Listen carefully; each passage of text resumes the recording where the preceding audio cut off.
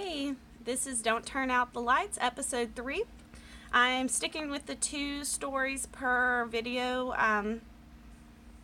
format, because it seems like whenever I try to read 3 stories, I screw it up. Maybe I'll add in a third, shorty every now and then, but it's 2 today again. But the second one is a little bit longer. So let's go ahead and get started. This one was submitted to me on my Facebook group. That's Ghost of Louisiana.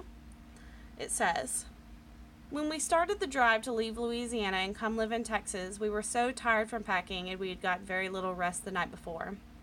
I was driving the car and my husband was driving the U-Haul, and we were over the Atchafalaya Bridge. I don't know how we got there, but we pulled off in Whiskey Bay to rest our eyes. There was nothing in the darkness, and I remember it was under the highway. My husband and daughter both got out to stretch their legs. It looked so bad, and there was trash all about, and it smelled like stale pee, but I did not care. I was so tired. But as I was dozing off, I heard voices. It sounded like 2 men and a woman talking. The 2 men were more interested in what my daughter and husband were doing. They were asking each other what they were going to throw down and what root work was happening. I was so tired and half asleep that I thought it was so weird that my mind was playing these audio tricks on me. Then, all of a sudden, right in my ear, I hear this woman saying, "Sha, you better get out of here." I mean, it was right in my ear. It jolted me awake, and I heard the men agree with her. There was no one around me. I mean, no one. My husband and daughter came back to the car and said that things just didn't feel right all of a sudden. And we left and we slept in the first rest area that we came across. Shortly after that, there was a story on the news that they had found a headless body where we had pulled off. One more thing.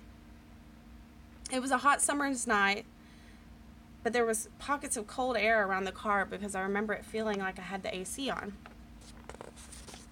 Ooh. Sounds like somebody's ancestors was looking out for her. Alright. Second story. I've been meaning to post this for a while, so grab a seat, get a snack, and enjoy the read. In 2015, I moved to Shreveport all by my lonesome. I had acquired a new job in my first apartment without a roommate, and I was basking in my personal success. Now, before you congratulate me, understand that whenever I first moved into my apartment, I instantly knew that I was not alone. There was a very heavy, stagnant energy there, almost like someone lived there. So in the past 3 or so years, I've done my best to simply ignore the weirdness. Random knocking, random shadows, heavy and sometimes frightening energy, slamming doors, etc. I thought ignoring it was best, but my guy and his daughter have been coming around more and more, and they've noticed it too. He's very quiet, but he got spooked one day because the air was off and my closet door slammed closed. He mentioned it and I told him to just ignore it. But then a few months ago, his daughter was spending the night with me and she acted pretty weird about me turning off the lights in the living room. Now I know what you're thinking. Every kid is afraid of the dark. But this is different. She's not afraid of the dark. She's afraid of my apartment when it's dark. So when I saw her behavior change, I asked her what's wrong, and she said, "There's this mean old lady here that doesn't like us." She also told me that the same old woman wanted to scare me. As soon as she said that, I realized that my cat had been staring at the same space that she was referring to. They wouldn't leave me alone whenever I was on that couch. I'm not going to lie. It freaked me out. I bet.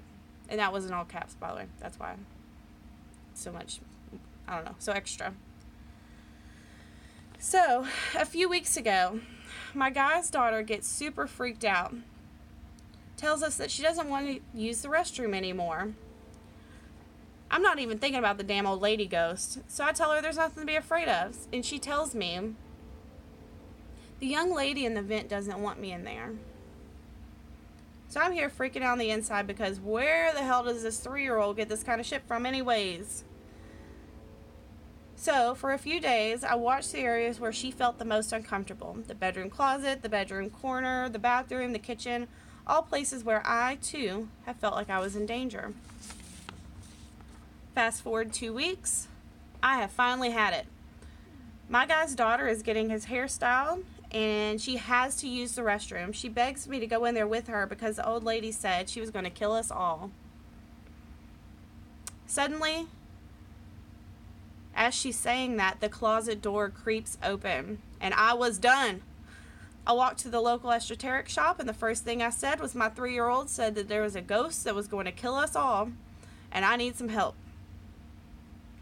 I bought some white sage, the thickest bundle available, and I smudged the hell out of my apartment. Afterwards, black water started flooding out of my sinks, and I was speechless. So what do?